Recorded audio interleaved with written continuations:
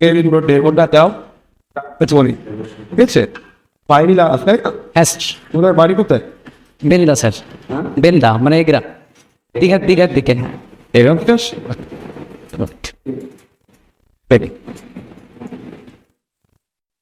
আচ্ছা good morning students আচ্ছা কেউ একজন আমাকে বলো এই যে রৈখিক সমীকরণের সাধারণ আকার কি রৈখিক সমীকরণের সাধারণ আকার হচ্ছে এক্স প্লাস বিওয়াই সমান সি, যেখানে এক্স আর ওয়াইটা কি চলরাশি মানে যেটা আননোন অথবা যে মানটা আমরা জানি না, আর এবিসি হচ্ছে কি যে কোনো বাস্তব সংখ্যা আমরা নিতে পারি, তাই তো। আচ্ছা আরেকটা জিনিস আমি জিজ্ঞেস করি, এটাকে কেন রৈখিক সমীকরণ বলা হয়? একটু ভেবে দেখে পারবে, তোমরা আগে এটা করেছ। তো আমরা এটাকে কি করতাম, লেখাচিত্রে স্থাপন করার জন্য মনে করো এক্স সমান বা ওয়াই সমান সামথিং লিখে নিতাম। তারপরে আমি কি করতাম, দু তিনটা বিন্দু পেয়ে যাওয়ার পর সেই বিন্দুটাকে কোথায় স্থাপন করতাম, লেখাচিত্রে স্থাপন করতাম। ধরো এরকম সরল রেখা পেলাম, তাহলে এই তিনটা বিন্দুকে যোগ করে দিলে একটা সরল রেখা পাচ্ছি। তাহলে যেহেতু সরল রেখা পাচ্ছি সেই জন্য এটাকে কি বলি সবসময়, এটা হচ্ছে রৈখিক সমীকরণ। ঠিক আছে, এবারে আমি ধরো এরকম করলাম, তোমাদেরকে দুটো দিয়ে দিলাম রৈখিক সমীকরণ।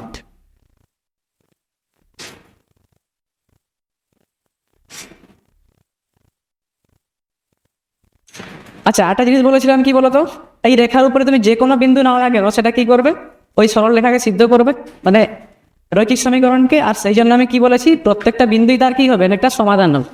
এবারে ধরো আমি দুটো সরল রেখা নিলাম বা দুটো সমীকরণ নিলাম, এবারে যদি আমি বলি এই দুটোকে নিয়েছি মানে সহ সমীকরণ বা সহরৈখিক সমীকরণ, তাহলে এই সহরৈখিক সমীকরণে যদি সাধারণ সমাধান বের করতে চাই তাহলে কিরকম নেব, যে এমন বিন্দুগুলো নেব যেটা কি করবে এর উপরেও থাকবে আর এই সরল রেখার উপরেও থাকবে বা সমীকরণের উপরে সিদ্ধ করবে, তাই তো। আচ্ছা তাহলে এবারে কি করতে পারি, দুটো সরল রেখা আসবে আমি জানি, এটার জন্য আমি একটা সরল রেখা পেয়ে যাবো 1 নম্বর দাও, আর এটাকে 2 নম্বর দিলাম, তাহলে এর জন্য একটা সরল রেখা পাবো আর ওর জন্য একটা পেয়ে যাবো। এবারে ভেবে দেখো দুটো সরল রেখা মানে কি হতে পারে, তারা একে অপরকে একটা বিন্দু ছেদ করেছে, তাই তো। আচ্ছা আর হতে পারে কি, না হলে সমান্তরাল আছে মানে ছেদ করবে না, আরেকটা হতে পারে কি একটার উপরে আরেকটা আছে মানে সমাপতিত হয়।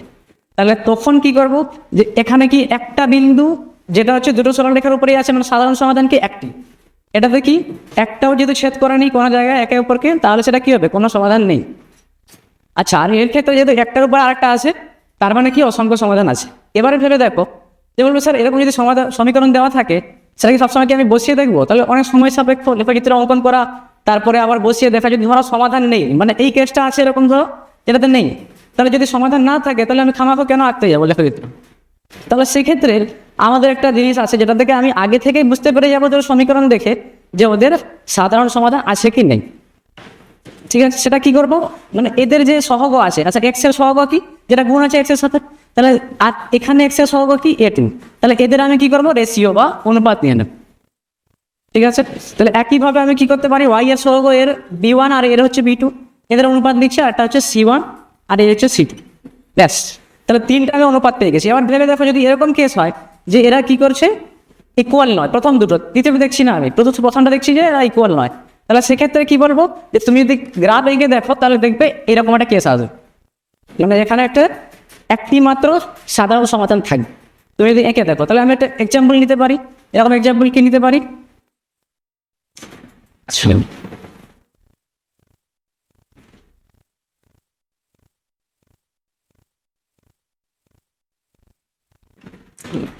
তুমি এই সমীকরণ দুটোকে একে দেখবে তাহলে দেখবে একটা মাত্র সমাধান পাবে, এবং তাদের যদি অনুপাত নাও তাহলে ভেবে দেখো এখানে কি আছে, এর অনুপাত নিলে 1 এর 2 আসবে, এখানে 1 আসবে, মানে ইকুয়াল নয়, তার মানে এটা কি একমাত্র সমাধান থাকে। ওকে, আচ্ছা যদি এরকম কেস হয় যে এটা ইকুয়াল হয়ে গেল কিন্তু এটা ইকুয়াল হলো না, তখন আমি কি বলবো, যে এরা হচ্ছে একই তলে সমান্তরাল সরল রেখা হবে, এরকম কেস, মানে এরা কোনোদিনই ছেদ করবে না, অর্থাৎ কোনো সমাধান থাকবে না। তাহলে এরকম যদি আমি এক্সাম্পল বানাতে চাই তাহলে কি নেবো,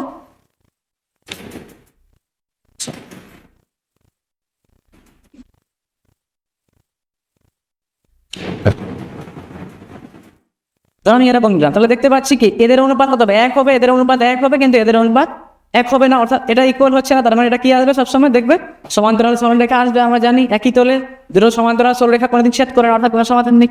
আচ্ছা, যদি আমরা এরকম কেস নেই যে তিনটাই ধর ইকুয়াল হয়ে গেল, আচ্ছা তিনটা ইকুয়াল হয়ে গেলো, তাহলে কি করবো?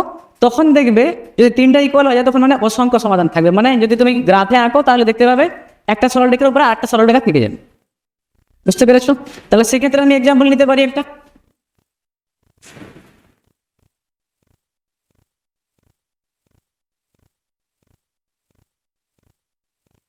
এরকম নিতে পারি। তাহলে এক্ষেত্রে কি হচ্ছে, তুমি দেখবে এটা আছে 1/5, এর রেশিওটাও 1/5, এটাও 1/5। তাহলে এক্ষেত্রে আমি অসংখ্য সমাধান পেয়ে যাব। এবারে তাহলে আজকে আমরা কি শিখলাম, যে দুটো যদি সমীকরণ সহজ সমীকরণ দেওয়া থাকে তাদের সমাধান যোগ্যতা চেক করলাম।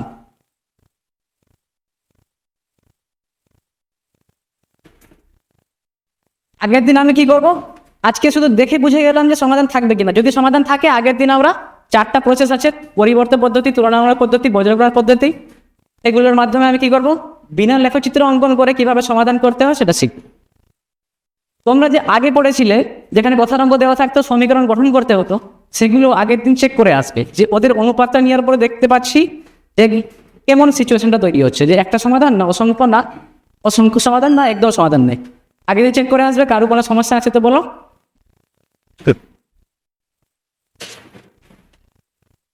আমার পুরোপুরি যেন মনে হলো যে তুমি কম্পিটিটিভের ছাত্রদেরকে পড়াচ্ছ। আমার মনে হলো যে সবই জানে, শুধু একটু রিভিশন করে দিলে ছেলেপেলেগুলো বুঝে যাবে। আমার মনে হলো কম্পিটিটিভ একদম আমার কোনো স্যাটিসফ্যাকশন আসলো না। ক্লাস 9-এর বাচ্চাদেরকে কি পড়ানো হচ্ছে সেটা ওরা ক্লাসের লাস্টে বুঝতে পারবে। সমাধান যোগ্যতা সেটা পড়ানো হচ্ছে ক্লাসের লাস্টে বুঝতে পারবে। তার মানে ওরা আগে থেকে আইডিয়া করে নিক যে এই হলে ওই চ্যাপ্টারটার নাম এরকম হয়। তাহলে যারা কম্পিটিটিভের জন্য প্রিপারেশন নিচ্ছে তাদের জন্য তুমি খুব ভালো পড়িয়েছো। ধরো গ্রুপ সি, আপার প্রাইমারি বা এই যে রেলের পরীক্ষা, তাদের জন্য তুমি ভালো পড়িয়েছো। আর বোর্ড ওয়ার্ক খুব খারাপ ছিল, বোর্ড ওয়ার্কটা ভালো ছিল না। তার কারণ হচ্ছে তুমি একটা ইকুয়েশন লিখেই তাকেই তুমি মুছছো, তাকেই করছো। তাহলে ছেলেপেলেগুলো বড় একটা লিখবে কি করে, যে আমি একটাতে 1.1 সেখানে হচ্ছে নট ইকুয়াল যদি হয় তাহলে ইউনিক সলিউশন থাকবে, এই তো প্রশ্ন। তাহলে একটাই সলিউশন থাকবে, তাহলে এটা একটা। আবার পরের লাইনে আবার ইকুয়াল করলে তাহলে এর ইকুয়াল যেহেতু হলো, প্যারালাল যেহেতু হচ্ছে না, লাস্টের সঙ্গে নট ইকুয়াল, তার জন্য বলবো কোনো সমাধান থাকবে না। তারপরে 3 নম্বরে গিয়ে বললাম যে লাস্টেরটার সঙ্গে সবাই ইকুয়াল, 3 নম্বর মানে যেটা এখন লেখা আছে, 3 নম্বর মানে যেটা লেখা আছে, তাহলে বলবো যে তার অসংখ্য সমাধান থাকবে। এই 3টে জিনিস তো পড়িয়েছো, সেটা কোথায় কোথায় বড় আর কোথায়? আর বাঁচানোর জন্য আমি না, আর একটা জিনিস হচ্ছে তোমার একটু বেশি হাঁটা চলাটা হয়ে যাচ্ছে, ছটপট হচ্ছে, মানে এখান থেকে ওদিকে এদিকে যাচ্ছ, সেটা হচ্ছে একটু মানে অদ্ভুত অদ্ভুত লাগছিল। ঠিক বাচ্চারা গ্রহণযোগ্য নয়। বাচ্চারা যেহেতু ভালো বুঝতে পারবে না, সেই জন্য যে টিচার ওখানে ইন্টারভিউ করে থাকবে ওনার কিন্তু পছন্দ হবে না। আমি তো আবার বলছি, তুমি কম্পিটিটিভের জন্য যেন দারুণ পড়িয়ে দিয়েছো। কম্পিটিটিভের জন্য ওরা তাহলে মোটামুটি বুঝলো যে তোমরা তো এগুলো সব জানো, আর নোটটা তোমরা চ্যাটজিপিটি থেকে কালেক্ট করে নিও, বা গুগল জেমিনাই থেকে কালেক্ট করে নিও, নাহলে মেটা এআই থেকে কালেক্ট করে নিও। তো এরকম পড়িয়েছো। একটা বাচ্চাকে পড়াতে গেলে কি এইভাবে পড়ানো উচিত? এটা কিন্তু ঠিকঠাক হয়নি। প্রথম কথা হচ্ছে যে আমরা আজকে কি করব সেটা 2-3টে বাক্যের পরে বোর্ড ওয়ার্কের উপরে লেখা থাকবে, যে আমরা রৈখিক সহ সমীকরণের সমাধান যোগ্যতা নিয়ে যাচাই করব। যে কখন সমাধান যোগ্যতা বলবো, এটার মানে কি সেটা বলবো তো, যে তার মানে কখন কোনো রৈখিক সহ সমীকরণের সমাধান থাকবে, কখন থাকবে না, যদি থাকে কখন অসংখ্য থাকবে, কখন এক থাকবে বা ইউনিক থাকবে, সেইগুলো নিয়ে আজকের ক্লাস। তো সেটা তোমাকে প্রথম দিকে বলতে হতো। কেন এরকম করে বলছো আমি বুঝতে পারলাম না। টাইমটা বাঁচানোর জন্য। হ্যাঁ, 3-4 মিনিট, 5 মিনিটের মধ্যে কমপ্লিট করো। 5 মিনিটের মধ্যে তাহলে অত দূর পর্যন্ত যাবো না। যেমন একটা জিনিস তুমি বলেছো যে রৈখিক সহ সমীকরণ, তুমি বললে যে এটা কেন রৈখিক ইকুয়েশন। তো রৈখিক ইকুয়েশনের কারণ কি ওটার দিয়ে গ্রাফ তৈরি করলে লাইন হবে সেটা কারণ, নাকি ওটার ঘাত যেহেতু 1 তার জন্য রৈখিক সেটা কারণ? না স্টুডেন্টরা স্যার আগে তো এটা এঁকেছে, ওই জন্য ওরা এটা লিঙ্ক করতে পারে। হ্যাঁ বললে তাহলে ওটা, তাহলে তারপরে বলো যে যেহেতু এর ঘাত 1 সেই জন্য এটা রৈখিক। রৈখিক মানে লিনিয়ার 1 ডিগ্রি ইকুয়েশন, এরকম করে বলা। এই যে 2-3টে করে টার্ম উচ্চারণ করা, এটা সুবিধা হবে। তাহলে রৈখিক। আর একে দিয়ে যদি আমি গ্রাফ আঁকি, গ্রাফ লেখচিত্র অঙ্কন করি, তাহলে সেই লেখচিত্রটা একটা সরল লেখা হবে, তার জন্য রৈখিক। তো এটা বলা আমার কিন্তু খুব একটা স্যাটিসফ্যাকশন আসলো না। আমি এরকম বলিনি কাউকে, যে তাও বলতাম লাস্টে যে হ্যাঁ না ভালো পড়িয়েছো, কিন্তু আমার খুব একটা স্যাটিসফ্যাকশন আসেনি। তোমাকে কিন্তু এটা পরিবর্তন করতে হবে, চেঞ্জ করতে হবে, কারণ এখন অনেক সুযোগ আছে। ঠিক আছে? আর কিভাবে ভালো করে পড়লে তুমি প্রয়োজনে আমরা গাইড করবো, কিন্তু এটা ঠিক হয়নি। বোর্ড ওয়ার্ক একদম ভালো হয়। আমি জানি না বিধান স্যার বলুন তো। আমি তোমাকে প্রথমেই কয়েকটা কথা বলে দিচ্ছি যে এটা দিয়ে কী করে তোমার পড়ানোটা, মানে বিষয়টা খুব একটা খারাপ না, কিন্তু একটু মডিফিকেশন করলে এটা চেঞ্জ হয়ে যাবে। প্রথমেই তুমি একটা ইকুয়েশন লিখেছো X plus BY equals to C, এবং এটা এ বি সি বাস্তব সংখ্যা। এটা খুব ভারী কথা, একটা 5-9-10 বাচ্চার জন্য খুব ভারী কথা এগুলো, ঠিক আছে? ঠিক আছে, তুমি ওইটা আমি ছেড়ে দিলাম। ওখানে তুমি একটা নর্মাল ইকুয়েশন লিখতে পারছো, একটু X plus C Y equals to 5, একটা ইকুয়েশন লিখতে পারো। তো প্রথমেই সমাধানের যোগ্যতাটা তোমার 2-3টে লাইন বলার পরেই এখানে দিতে হবে আমি কি বলতে চাইছি। সেটা বলার জন্য সুবিধা হতো তোমার যদি এই যে গ্রাফটা তুমি ড্রয়িং করেছো না, কিন্তু এখন 2x প্লাস 3 ইকুয়ালস টু 7 বা 2x plus 3y equals to 5 এরকম একটা ইকুয়েশনের তোমরা গ্রাফ আঁকতে শিখেছো। তো এটা গ্রাফিক্যাল রিপ্রেজেন্টেশনটা এরকম হয়, বলে একটা স্টেট লাইন আছে। তো আর একটা এরকম ইকুয়েশন এরকম হতে পারে, আর একটা স্টেট লাইন। এই দুটো স্টেট লাইনের কেমন রিলেশন হতে পারে, ঠিক আছে? আর নাম্বার সিস্টেমে যেমন গ্র্যাজুয়েশনে পড়েছি, দুটো ইকুয়েশনের মধ্যে কেমন রিলেশন হতে পারে, হয় তারা প্যারালাল হবে, নাই তারা ইন্টারসেক্ট করবে, আর না হলে তারা একটার উপর একটা কোইনসাইড করে যাবে। এটা তো প্রথমেই 3টে সিচুয়েশনকে তুমি আলাদা করে এখানে ড্রয়িং করে দেখাই। তাহলে এই জিনিসটা আমি ইকুয়েশনটা দেখে কি বুঝতে পারবো? ইকুয়েশন দেখে যেভাবে বুঝতে পারবো সেই চ্যাপ্টারটা আজকে আমরা পড়বো, সেই জন্য এটার নাম সমাধান যোগ্যতা। বা এখানে হচ্ছে সমাধান যোগ্যতা বলা হয়ে গেল 3টে লাইনের পরে, 3টে ছবি এঁকে দিয়ে বলা হয়ে গেল। তারপরে তুমি যেটা দেখাচ্ছ A1/A2, এই 3টে এখানে ধরো নাম্বার করলে সেখান থেকে লাইন টেনে করো, আর নাহলে 3টে আলাদা করে তোমাকে লিখতে হবে। A1/A2 equals to B1/B2 equals to C1। আমার ভুল হয়েছে, 3টে পর পর লিখতে হয়। এটা 3টে আলাদা করে লিখতে হবে, বা তুমি নাম্বার টেনে অন্তত লিখে দাও। এই সিচুয়েশন হলে এই ইকুয়েশন, এই সিচুয়েশন হলে এই ইকুয়েশন হয়, টেনে এভাবে লিখে রিলেট করতে সুবিধা হবে। তাই ছোট জিনিসটাই তুমি চেঞ্জ করতে পারবে। আগে ছবিটা করে দাও, এই ছবিটা দিয়ে সমাধান যোগ্যতা বলো, তারপরে ডিরাইভ কর। ঠিক আছে? পরপর 3টে লিঙ্ক। এটা তো স্যার এই ফর্মটা দেওয়া আছে, মানে সাধারণ আকারে দেওয়া আছে, ওদের বই নাই না। ওটা ভালো ছিল। গ্রাফের পরে যদি গ্রাফ করছিলেন যে ওদেরকে দিয়ে গ্রাফ আঁকলে এই ছবি হতো।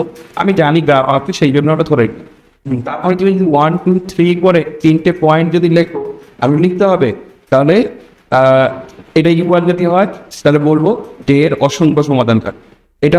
আর 2 নম্বরে নট ইকুয়াল যদি হয়, প্রথমে নট ইকুয়াল মানে ইউনিক বা সমাধান থাকবে, ওর সমাধানটা কি হবে, ইউনিকটা ইকুয়াল, একমাত্র সমাধানটা। আর যদি লাস্টেরটা নট ইকুয়াল লিখবো, তাহলে কখনো সমাধান থাকবে, মানে নো সলিউশন। এই কথাগুলো লিখে দিয়ে ওটা অর্ডারকে থাকবে। বাকি এটা তো ভালো টপিক, সেটা তো খারাপ না। কিন্তু বললাম না কম্পিটিটিভ এক্সাম হতে পারেন। ঠিক আছে? প্রয়োজনে আরেকবার পরে ধরবে, কিন্তু একটু কাশি আমি ইংলিশ লিখবো। ঠিক আছে? আমরাই কনফিউজ হয়েছে, মানে তুমি কি বলতে চাইছো অ্যাক্টিভিটি, ঠিক আছে না? ঠিক আছে, আর কি নার্ভাস লাগছে এখনো? একটু লাগতেছে, একটু ঠিক হয়েছে, একটু নর্মাল হয়েছে। নার্ভাস লাগাটাই তো দাও না, তুমি অলরেডি নাম্বার কম পেয়ে গেছে, নার্ভাস হ্যাঁ সেটাই। ঠিক আছে।